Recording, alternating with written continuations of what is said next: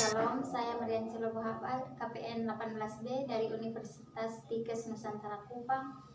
Baik, judul yang saya akan bahaskan pada saat ini yaitu cara pengisian lembar DDST. Jadi DDST adalah sebuah instrumen yang digunakan untuk memantau perkembangan anak atau mendeteksi dini masalah potensial perkembangan anak yang berusia mulai dari 0 sampai 6 tahun. Dan perlu diingat bahwa DDST ini bukan merupakan tes IQ. Jadi ini adalah format dari DDST. Kita bisa lihat ke bawah. Di sini ada juga petunjuk pelaksanaannya. Jadi format DDST ini memiliki 125 item tugas perkembangan. Di sini teman-teman bisa isi pemeriksanya, tanggal pemeriksaannya, kemudian namanya, tanggal lahir anaknya, kemudian nomor CM-nya.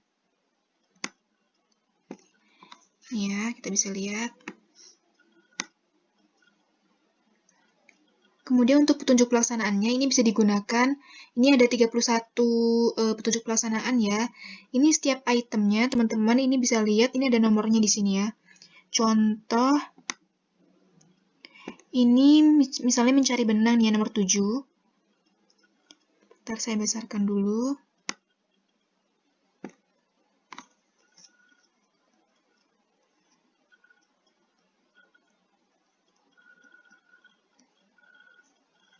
Ini ada nomornya nih, walaupun nggak jelas, ini nomor 7, mencari benang.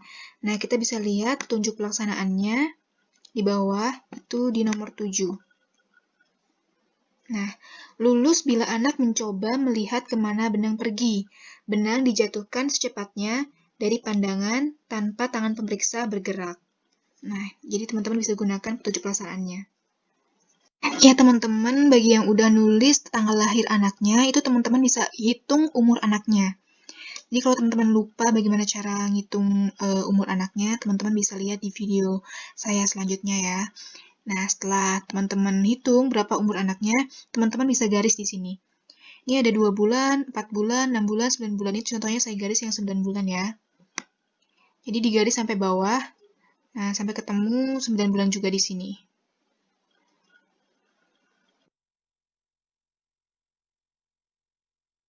DDST ini memiliki 4 sektor. Pertama ada sektor dari personal sosial. Jadi personal sosial ini adalah kemampuan mandiri, bersosialisasi, berinteraksi anak dengan lingkungan sekitarnya.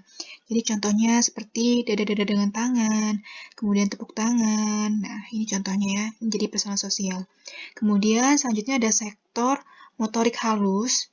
Nah, ini ada sektor motorik halus, di mana ini merupakan kemampuan anak mengamati sesuatu, melakukan gerakan yang melibatkan bagian tubuh tertentu, dan dilakukan otot-otot kecil tetapi memerlukan koordinasi yang cermat. Misalnya ini memindahkan kubus, menggaruk manik-manik. Nah, kemudian lanjut untuk sektor yang ketiga, itu ada sektor bahasa. Jadi dalam sektor bahasa ini adalah kemampuan anak untuk memberi respon terhadap suara, mengikuti perintah dan berbicara, seperti papa mama, kemudian juga mengoceh. Kemudian sektor yang keempat adalah motorik kasar. Jadi di sini aspek yang berhubungan dengan pergerakan dan sikap tubuh, seperti kepala terangkat 90 derajat, duduk kepala tegak. Nah, ini ya contohnya dari motorik kasar. Jadi ini ada kotak item tugas perkembangan, di mana di sini ada berisi, ini di sini perintahnya, misalnya membuka pakaian atau menyuapi boneka. Kemudian di sini ada nomor rujukan, jadi ini merupakan nomor petunjuk pelaksanaannya. Jadi teman-teman nanti sesuaikan di format DDST paling bawah itu ada petunjuk pelaksanaannya, sesuaikan nomor-nomornya. Kemudian di sini ada angka 25, 50, 75, 90. Jadi ini merupakan angka persentase populasi anak yang dapat melakukan tugas perkembangan tersebut. Jadi ini misalnya ada anak umur 6 bulan, gini ya. Nah, ini memotong garis 75 sampai 90. Jadi ini diartikan bahwa 75% lebih anak dapat melakukan tugas tersebut. Kemudian untuk penilaian ada 4. Pertama ada P atau PES. Jadi di sini PES ini adalah lulus, anak mampu melakukan tugas perkembangan tersebut. Kemudian yang kedua ada F atau fail. Jadi anak tersebut gagal melakukan tugas perkembangan tersebut. Kemudian yang ketiga ada no atau no opportunity, di mana anak tidak berkesempatan untuk melakukan tugas perkembangan tersebut. Dan yang keempat ada R atau refuse, di mana anak menolak untuk melakukan tugas perkembangan tersebut. Oke teman-teman, untuk pelaksanaannya, misalnya ini contohnya 15 bulan ya anaknya, itu kita bisa tulis penilaiannya dengan misalnya P atau lulus. Misalnya kita lakukan pemeriksaan tugas perkembangan yaitu menyuapi boneka. Misalnya anak mampu menyuapi boneka atau dapat menyuapi boneka, maka kita tulis di sini dengan P atau lulus PES. Kemudian untuk fail atau gagal, misalnya anak ini membuka pakaiannya, gagal untuk membuka pakaian setelah kita lakukan pemeriksaan, maka kita tulis di sini F atau fail, gagal. Kemudian untuk no atau no opportunity atau tidak berkesempatan, misalnya menggunakan sendok atau garpu, anak tidak berkesempatan untuk menggunakan sendok atau garpu, maka kita tulis di sini no. No. Kemudian untuk refuse atau menolak, misalnya ini minum dengan cangkir, anak menolak untuk minum dengan cangkir, maka kita tulis di sini R atau refuse. Jadi teman-teman, item yang dilakukan pemeriksaan itu adalah item yang terpotong oleh garis usia. Jadi yang terpotong oleh garis usia ini. Misalnya ini kalau untuk 15 bulan yang terpotong untuk di sektor sosial ini ada menyuapi boneka, membuka pakaian, menggunakan sendok atau garpu. Nah, misalnya untuk menyuapi boneka, anak itu lulus, itu maka kita bisa lakukan pemeriksaan yang ada di sebelah kanan garis. Di sini ya, sebelah kanan garis. Sebelah kanan garis misalnya gosok gigi dengan bantuan. Ini kita bisa lakukan tes. Cuci dan mengeringkan tangan. Namun, jika anak gagal atau fail dalam menyuapi boneka yang terpotong garis ini, maka teman-teman bisa lakukan pemeriksaan yang ada di sebelah kiri. Jadi ini ada membantu di rumah, minum dengan cangkir, menunjukkan kegiatan. Jadi ini teman-teman bisa lakukan tes. Jadi teman-teman bisa lakukan tes dari atas sampai bawah, itu sampai sektor motorik halus. Untuk yang saya contohkan ini sektor sosial. Jadi teman-teman bisa tes sampai bawah ya.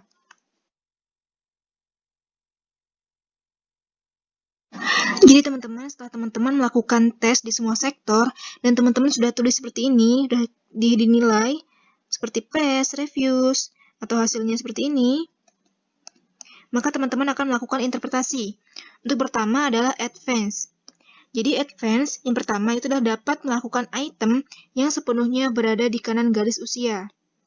Misalnya ini, gosok gigi dengan bantuan. Anak lulus atau PES, maka interpretasinya adalah advance atau dia normal.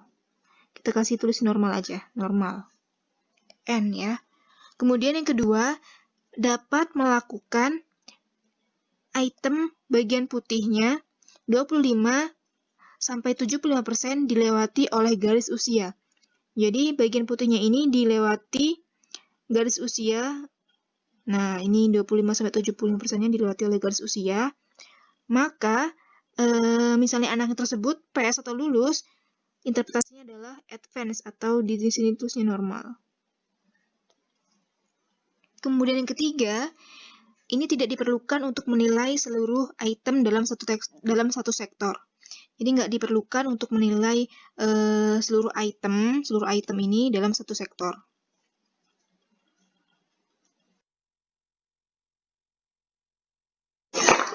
Kemudian yang kedua ada interpretasi normal. Yang pertama itu dapat melakukan item yang sepenuhnya berada di garis kiri usia. Jadi misalnya dia dapat melakukan item yang dada-dada dengan tangan, yang ini ya, dada-dada dengan tangan. Anak tersebut lulus. Nah ini kan berada di garis kiri usia, maka interpretasinya adalah normal. Kita tulis di sini normal. Ini juga ya menyatakan keinginan, kan dia lulus juga PES. Maka interpretasinya adalah normal. Karena di sini memang sesuai dengan usianya dia. Dan dia harus bisa melakukan tugas tersebut.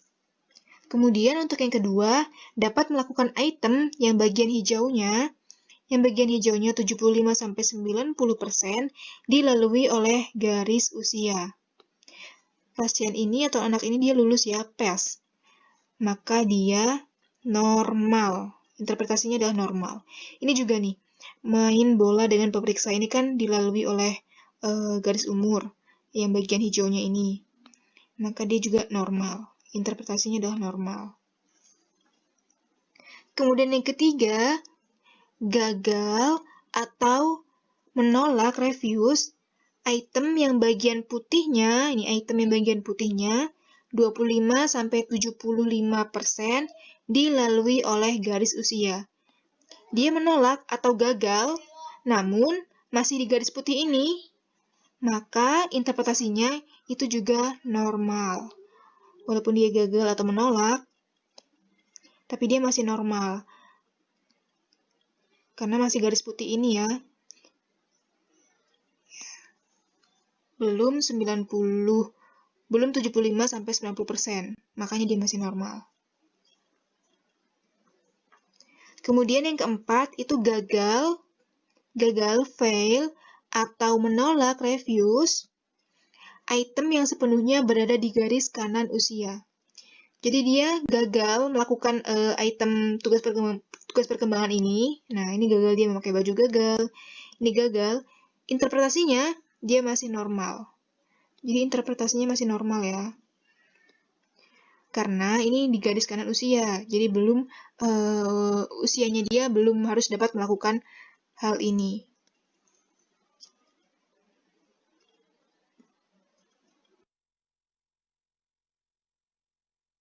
Kemudian selanjutnya adalah caution. Jadi caution sendiri adalah gagal atau menolak item yang bagian hijaunya. Gagal, fail, atau menolak item yang bagian hijaunya 75-90% dilalui oleh garis usia. Jadi misalnya teman-teman lakukan periksaan kepada anak dan hasilnya kayak gini.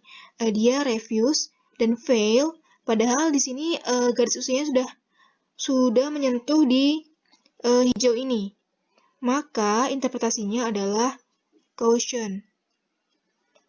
Caution ya. Caution. Kemudian untuk interpretasi delay atau keterlambatan. Yang pertama adalah gagal atau menolak melakukan item yang sepenuhnya berada di garis kiri usia. Jadi anak tersebut gagal atau menolak item atau perintah yang berada di garis kiri usia. Maka interpretasinya adalah delay atau keterlambatan. Kita kasih huruf D ya, delay.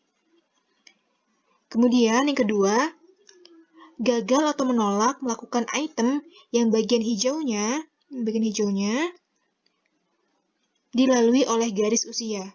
Jadi dia gagal, fail, atau menolak refuse. Yang bagian hijaunya, 90% dilewati oleh garis usia. Maka interpretasinya adalah delay atau keterlambatan. Kemudian yang ketiga itu perlu atau dapat dilakukan penilaian terhadap seluruh item dalam sektor tersebut. Kemudian untuk yang selanjutnya ada no opportunity. Jadi misalnya setelah pemeriksaan anak tersebut ada no opportunity-nya atau tidak berkesempatan melakukan hal tersebut, misalnya tidak berkesempatan melakukan misalnya membantu di rumah, maka interpretasinya yaitu no.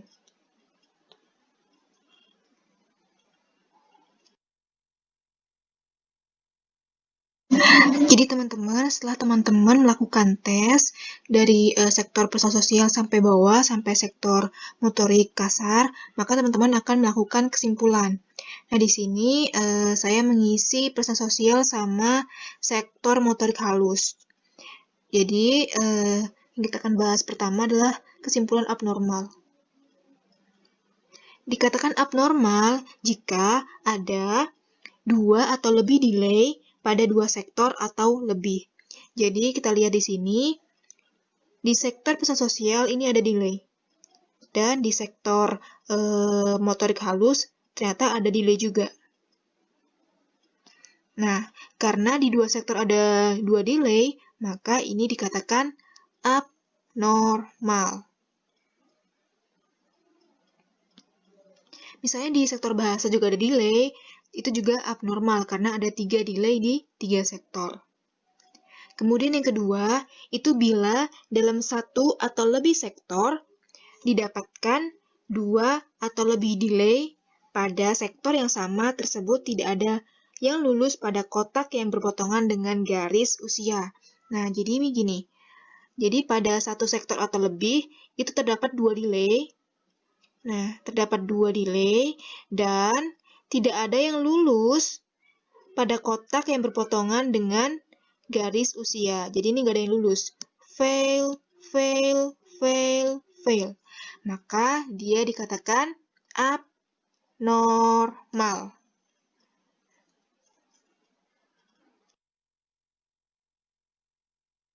Kemudian kesimpulan yang kedua adalah suspek. Pertama, dikatakan suspek atau meragukan itu jika dalam satu sektor, misalnya sektor sosial, misalnya sektor pesan sosial, itu didapatkan 2 atau lebih delay. Jadi didapatkan 2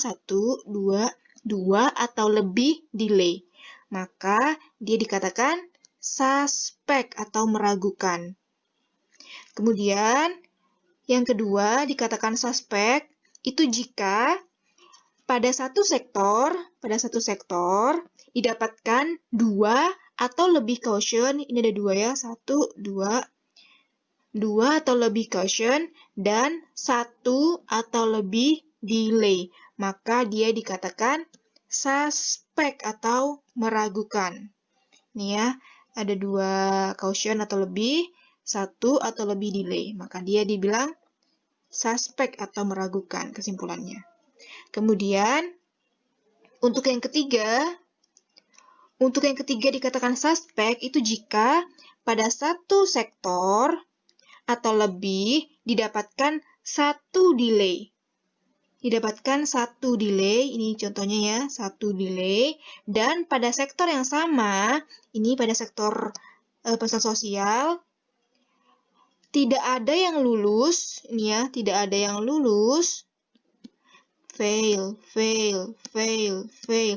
Tidak ada yang lulus pada kotak yang berpotongan dengan garis usia. Jadi ini nggak ada yang lulus. Jadi 1 delay dan tidak ada item yang lulus pada garis yang berpotongan dengan garis usia ini. Maka dia dikatakan meragukan atau suspek.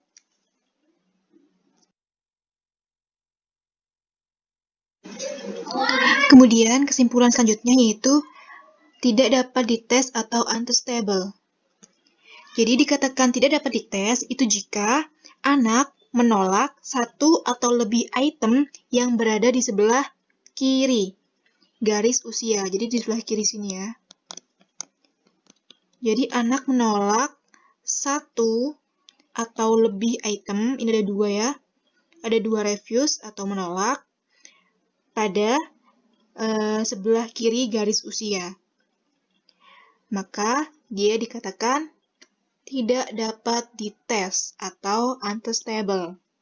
Kemudian, hal kedua dikatakan unstable itu apabila anak menolak 1 atau lebih item yang bagian hijaunya, ini yang bagian hijaunya,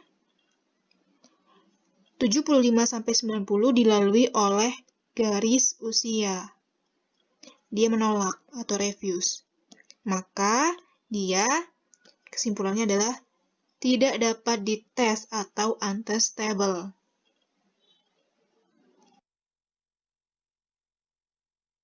Jadi, kesimpulan terakhir adalah normal. Dikatakan normal jika tidak ada delay sama sekali dan maksimal 1 caution. Jadi teman-teman cek ini dari sektor sosial sampai bawah sampai sektor motorik kasar. Teman-teman cek apakah ada delay atau tidak. Jadi misalnya dikatakan normal itu nggak ada delay sama sekali. delay, no delay. No delay sama sekali ya, jadi nggak ada. Dan boleh caution maksimal 1. Ini kan di perusahaan sosial ini ada 1 ya. Ada 1 caution. Nggak apa-apa. Dan ini masih dikatakan normal. Dan kemudian yang tidak termasuk atau yang tidak tercantum dalam kriteria abnormal, meragukan, dan unstable, maka itu dikatakan normal. Kemudian screening ulang pada kunjungan anak selanjutnya.